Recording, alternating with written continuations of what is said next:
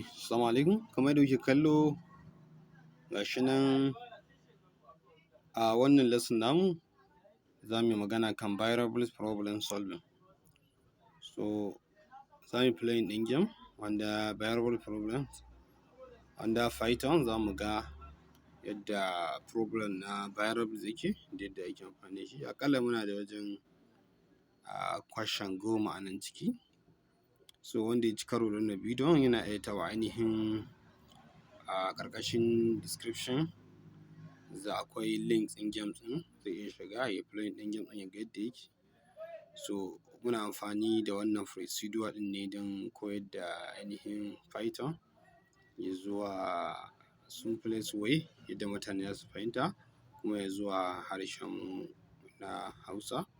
So yanzu muka yi playing ɗin game ɗin nan zan yi playing ɗin game ɗin under practice so that idan ka gama practice zai ce za ka yi ainihin abun ɗin testing ɗin brain naka ka ga shin abun ya yake. So za ku ga gashi nan wannan shine ainihin game ɗin. Idan muka kalla na farko question ta farko, how will you create a valid variable name? Ta yaya za ka yi creating ɗin ainihin valid variable name? Ta yaya za ka yi creating ɗin valid variable? So akwai hanyoyin da za ka yi creating ɗin valid variables. So za ku ga gashi nan an ce account, so balance is equal to, so ana abin za mu kalla akwai abin da ake ce ma underscore kuma sannan ana ce mashi case, snake case. So za ku ga underscore idan muka diba wannan question ɗin wannan shine underscore kamar gashi nan, so shine ainihin an samu a wannan idan muka danna shi kun ga is correct answer. So wannan shine ainihin answer mu.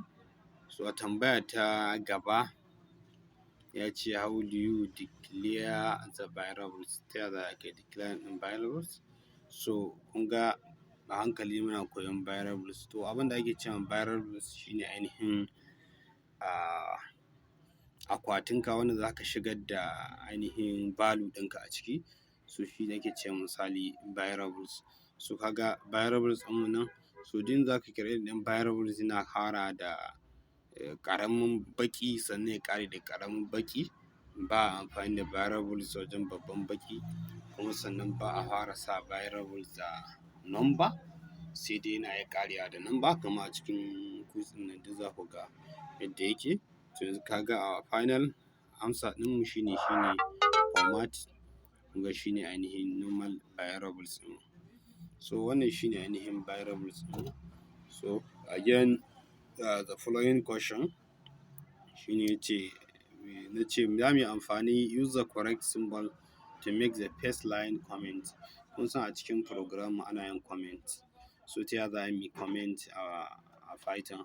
Shi comment abin da yake sa shi ke sa ka fahimci code ɗin ko kuma wani ya karanta code ɗin ya iya fahimta abin da kake nufi shine sai kai comment. So shi comment bai appearing ainihin a cikin screen a gan shi kamar user in ya shiga ya gane shi, sai dai wanda ya shiga code ɗin yadda yake to zai karanta ainihin comment ɗin ya guiding ɗin shi. So ana amfani da hash symbol wajen yin comment kamar gashi nan kun ga hash symbol muke amfani da shi wajen yin comment na Python. So sannan the next one question ɗin mun ce variable name can contain numbers but cannot start with a number. Zai ɗaukan number variables amma ba zai iya farawa da ainihin number ba. So ya ce mu zaɓi the variable that will result in an error message.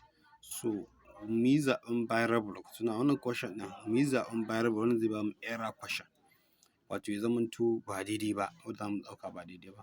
So idan muka diba wannan kalma muka sa kahoot, it can be a variable.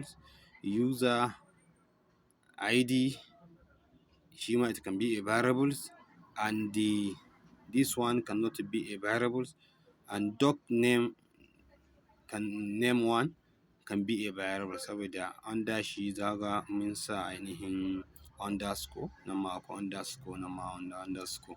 So the incorrect answer error zai bamu wannan shine ainihin answer mu, error da muke son mu samu. So for the next quiz za mu ga gashi nan ya ce complete the code so it can be executed without error. Kai completing wannan code ɗin wanda zai tabbata ba tare da ainihin samu matsala ba. So za mu yi providing ɗin variables ɗin a nan gurin.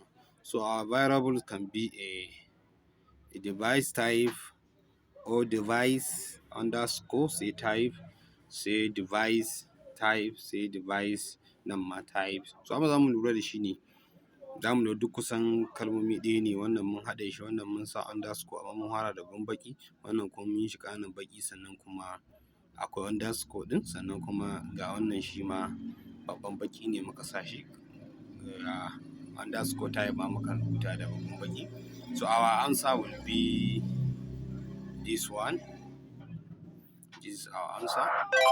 Wannan shine answer mu. So wannan shine ainihin za mu play ɗin wannan game ɗin. Na yi tambaya question 10 ce, na kusan yin question almost 5 question. So idan muka gama wannan, so idan ka zo ka play ɗin game ɗin ka gama, sannan ka yi challenging ɗin, sai ka shiga ka yi challenging ɗin ainihin ka yi abin ɗinka, ga za mu shiga test yourself. So idan ka zo ka yi practice kana iya shiga test your ability, wato test yourself gashi nan ƙasa.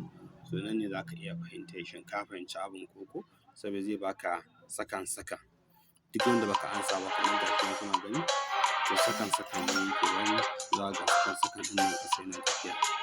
So ana buƙatar kafin wannan ya ƙare wannan sakan ɗin da shi yana tafiya mu ba da amsa. So kun ga amsar mu it will be underscore, shine amsar mu. Mun samu wannan. So kun san shi learning yana farawa daga simple to complex. Wani zai gane is very simple. So the next one, wannan ya ce mana how will you declare.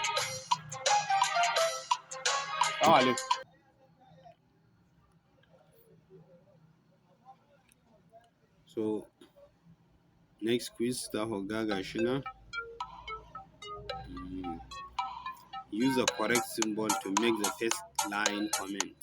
Kun ga shine ainihin hash ɗin, mun ci amfani da hash. So wannan shine ainihin za mu play ɗin wannan game ɗin in simple way kamar yadda muka yi wancan game ɗin. Mun yi shi na yin mutane tutorial yadda yake. So wannan simple way ce wadda za mu ringa amfani da ita wajen koya ma 'yan uwan mu ainihin programming language under Python. Ya zuwa kuma yaren mu na Hausa yadda za mu fahimta mu san yadda yake.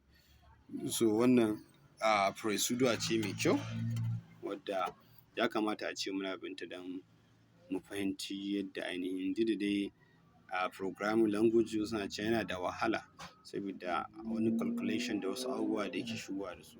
So amma unlike others programming language, sai kun ga muna da C++, ya fi kowane calculation. Muna da Pascal, muna da Java da sauransu.